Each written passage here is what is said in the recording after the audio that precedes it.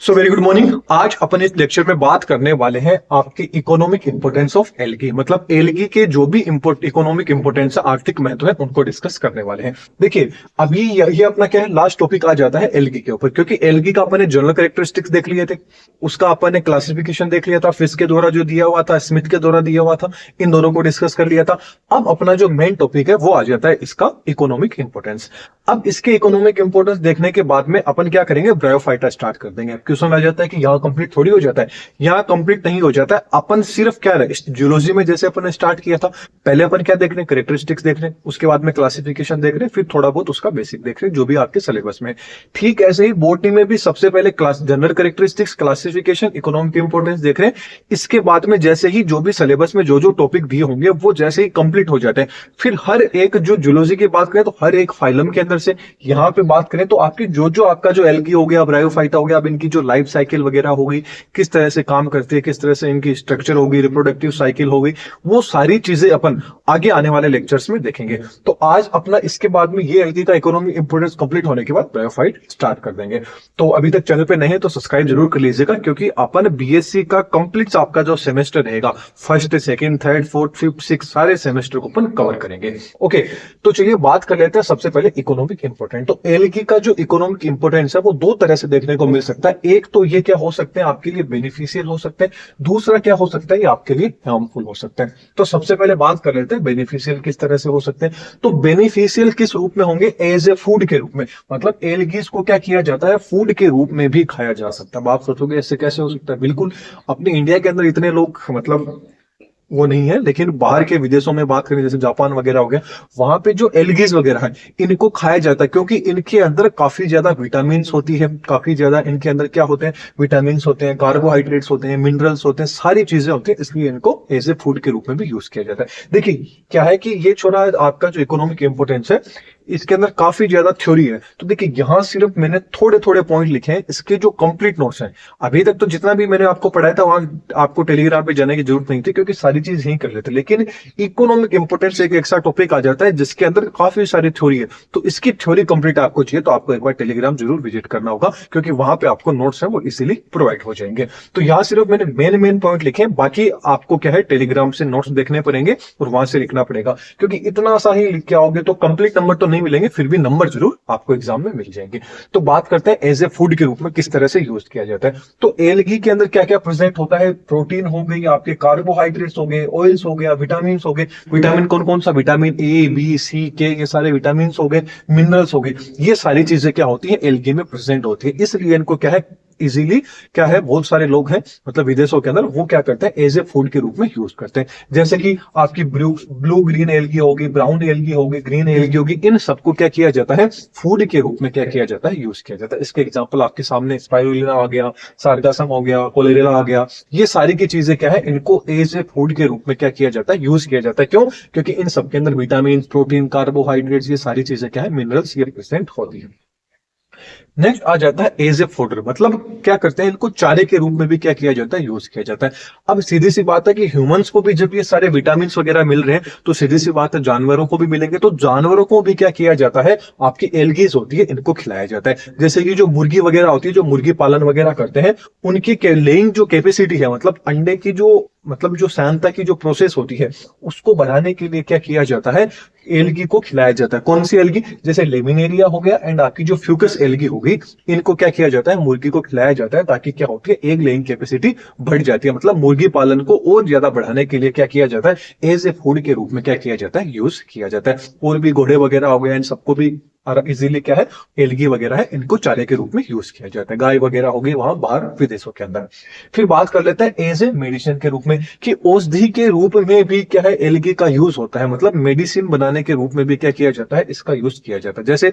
जैसे कि जो ब्राउन एल्गी होती है, उस ब्राउन एल्गी में क्या होता है, आयोडीन बहुत ज्यादा होता है। जो ब्राउन एल्गी रहती है उसके अंदर क्या होता है कि जो आयोडीन रहती है, आयोडीन की मात्रा ज्यादा रहती है। आयोडीन की मात्रा ज्यादा है तो आयोडीन की कमी से कौन सा रोग हो जाता है, गोइटर रोग हो जाता है, तो गोइटर रोग के इलाज के लिए एज ए मेडिसिन के रूप में क्या किया जाता है, जो ब्राउन एलगी है इसका यूज किया जाता है। क्यों? क्योंकि इसके अंदर क्या होती है, हाई आयोडीन क्या होता है, प्रेजेंट होता है आपके ब्राउन एलगी के अंदर। मतलब जो गोइटर्स डिजीज से रिलेटेड जो भी दवाइयां होती है वो किससे बनाई जाती है, ब्राउन एलगी के द्वारा बनाई जाती है, तो औषधि के रूप में भी यूज किया जाता है। इसके अलावा जो स्पाइरोगायरा है, स्पाइरोगायरा को क्या किया जाता है, जो आपके ऑप्टिकल इंस्ट्रूमेंट आते हैं उनको साफ करने के लिए स्पाइरोगायरा का भी यूज किया जाता है।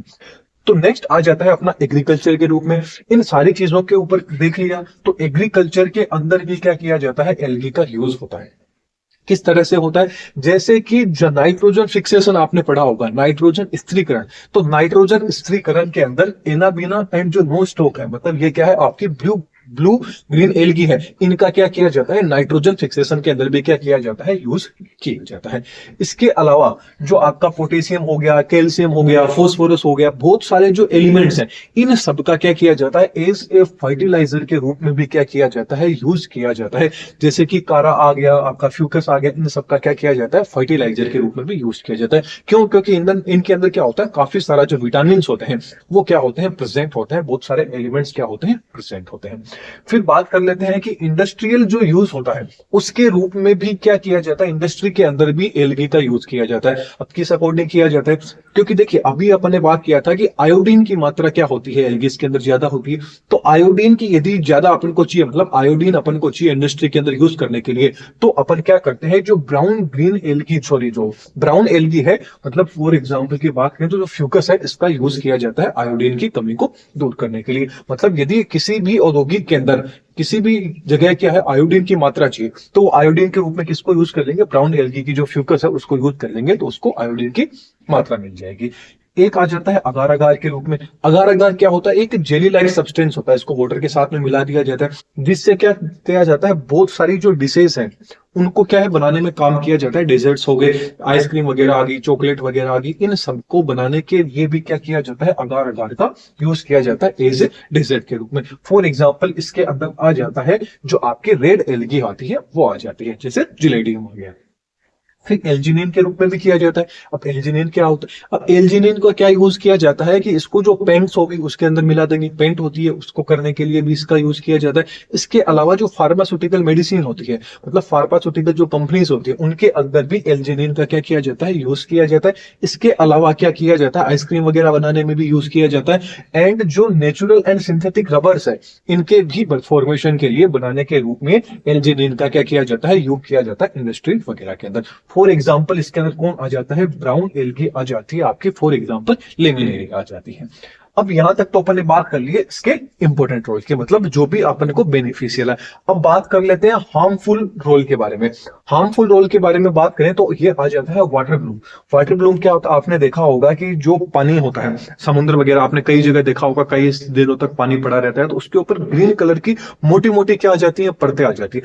अब सीधी सी बात है कि मोटी मोटी परतें आ जाती है तो क्या होती है, जो शैवाल वगैरह क्या हो जाते हैं, एल्गी वगैरह क्या हो जाती है, वहां डेड हो जाती है। अब डेड हो गई तो पानी के ऊपर ही सतह पर वो जमा होगी, अब नीचे और भी तो जीव रह रहे हैं, अब और रह रहे हैं तो उनको क्या ऑक्सीजन नहीं मिल रही है, सनलाइट नहीं मिल रही है, जिसके कारण क्या होते हैं वो अंदर रहने वाले जीव मर जाते हैं। फिर उस पानी में से क्या आने लग जाती है, बदबू वगैरह, दुर्गंध वगैरह आने लग जाती है। तो इसलिए क्या होते हैं, पानी को एक तरह से खराब करने के रूप में भी क्या है, एल्गी हार्मफुल होती है। अब उस पानी को अपन पी लेंगे, कोई गाय वगैरह पी लेगी, कोई भी एनिमल वगैरह पी लेगा, तो सीधी सी बात है उसको क्या होगा, नुकसान होगा। जैसे माइक्रोसिस्ट क्या आ जाता है, इसका एग्जाम्पल आ जाता है। फिर बात कर लेते हैं पैरासाइट के रूप में भी एल्गी होती है, देखने को मिल जाती है। पैरासाइट में एनिमल्स एंड जो प्लांट्स हैं इनके अंदर देखने को मिल जाएगी पैरासाइट के रूप में भी।